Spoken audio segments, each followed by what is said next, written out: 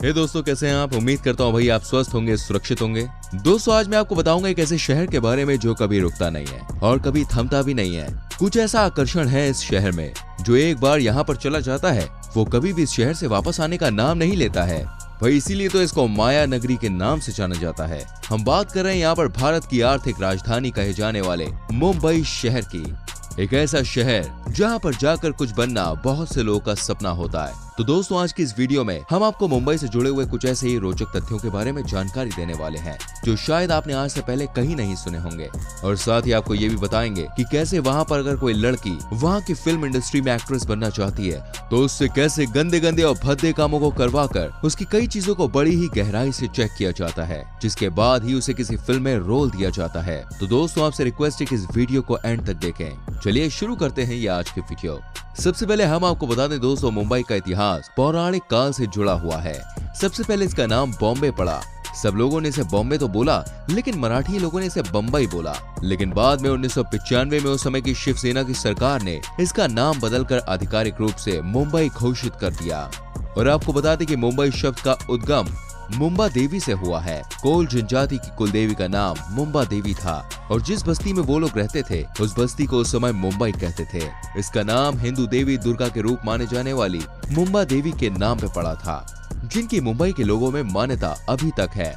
दोस्तों, मुंबई नाम के पहले दो शब्द मुंबा यानी कि महा अम्बा देवी के नाम से रखा गया, जबकि वही आखिरी शब्द आई होता है जिसे मराठी में माँ कहते हैं, जिससे इसका नाम दोस्तों मुंबई पड़ गया। दोस्तों, मैं आपको बताता हूँ मुंबई के बारे में कुछ ऐसा जिसको सुनकर शायद आप यकीन नहीं कर पाए। दोस्तों, ये बात तो आप जानती हैं कि हमारे देश की फिल्म इंडस्ट्री को बॉलीवुड कहते हैं और ये मुंबई में स्थित है। और बॉलीवुड में हर साल एक एवरेज के मुताबिक 1500 मूवीज बनाई जाती हैं, जो कि अमेरिका से बहुत ज्यादा हैं, क्योंकि एक एवरेज के मुताबिक अमेरिका में हर साल 500 मूवीज ही बनाई जाती है। और यहाँ पर बॉलीवुड की फिल्मों में अपनी पहचान बनाने के लिए देश के कोने कोने से लड़के व लड़कियां अपनी प्रतिभाओं और हुनर को लेकर इस सपने के साथ आते हैं कि वो यहाँ पर जाकर कुछ बनकर अपना और साथ में अपने माँ बाप का नाम रोशन करेंगे।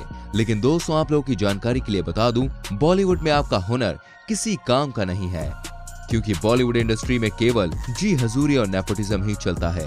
अगर यहाँ कोई लड़की एक्ट्रेस बनने के इरादे से ऑडिशन देने के लिए जाती है तो सबसे पहले उसका ब्यूटी टेस्ट होता है। ब्यूटी टेस्ट में प्रोड्यूसर्स उस लड़की को ऊपर से नीचे तक जो करते हैं वो तो करते ही हैं, लेकिन इसके बाद असली ऑडिशन शुरू होता है, जिसमें प्रोड्यूसर्स लड़की को एक प्राइवेट रूम में बुलाते हैं, जहां अगर लड़की ने फिल्म मेकर्स का मूड बना दिया तो उसको काम मिलने की उम्मीद हो जाती है। और अगर उसने ना नुकुर की तो लड़की का एक्ट्रेस बनने का सपना सिर्फ सपना बन के रह जाता है। दोस्तों, एक किस्सा लड़कों के साथ भी होता है। अगर कोई लड़का एक्टर बनने के लिए बॉलीवुड में जाता है तो मान लीजिए अगर वो लड़का अपने टैलेंट और अपनी मेहनत की वजह से किसी तरह बॉलीवुड में सफल भी हो जाता है और इंडस्ट्री के नामचीन एक्टर्स उस एक्ट्रेस को खुद से आगे बढ़ता हुआ देखते हैं, तो सभी पुराने और नामचीन एक्टर्स मिलकर उसके ऊपर कई तरह का दबाव बनाते हैं, जिसके कारण वो हाल ही में सुपरस्टार बना लड़का बॉलीवुड में अपना कदम ठीक से नहीं जमा पाता है।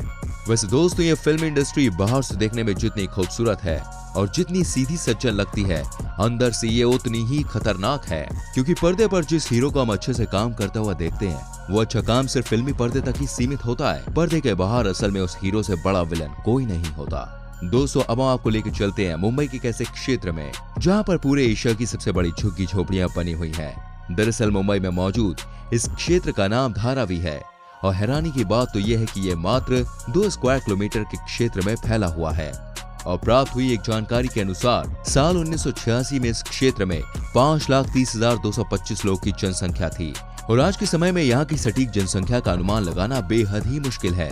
लेकिन एक अनुमान के मुताबिक यहाँ पर अभी 14 लाख से भी ज्यादा लोग रहते हैं। सोचने वाली बात तो यह है कि इतने कम एरिया में इतने ज्यादा लोग। और आपको बता दूं, यहाँ पर रहने वाली जनसंख्या कई देशों की कुल जनसंख्या से भी ज्यादा है।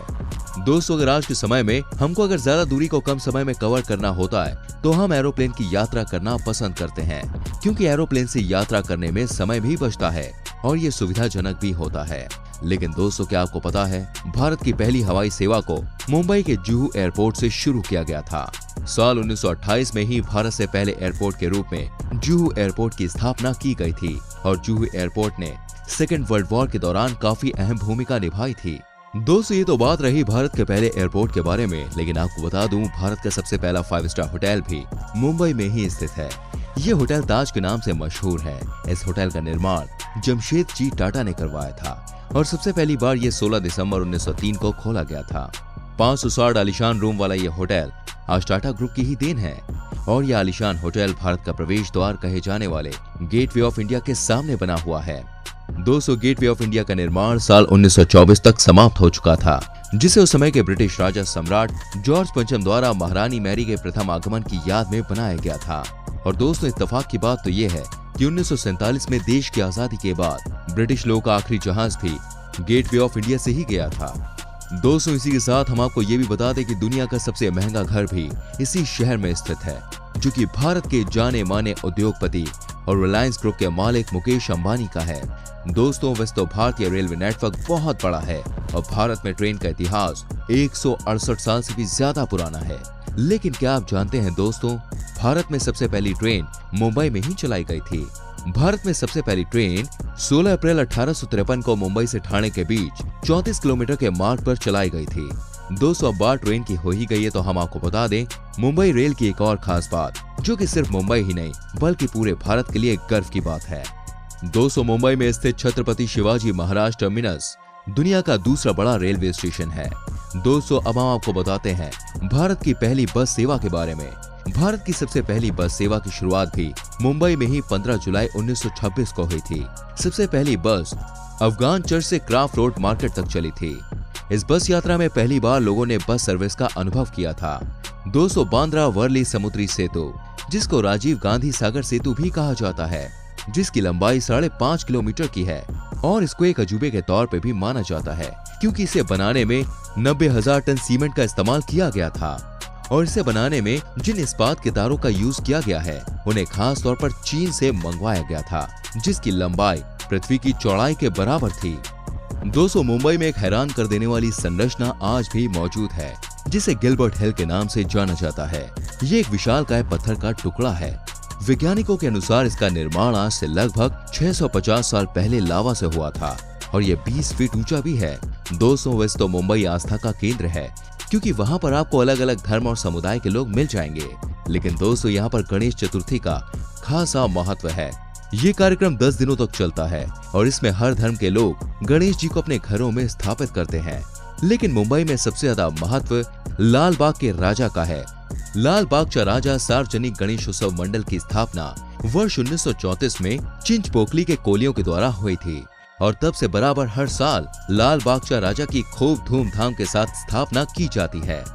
और साथ ही दोस्तों यहाँ पर एक ऐसी मान्यता भी है कि यहाँ के लोगों का मानना है कि हर साल मुंबई में बारिश होती है, लेकिन जब गणेश चतुर्थी में गणेश जी का विसर्जन हो जाता है तो उसके बाद फिर बारिश नहीं होती। 200 मुंबई में घूमने के लिए बहुत सारी जगहें मौजूद हैं, जिनमें से एलिफेंटा की गुफाएं भी एक है।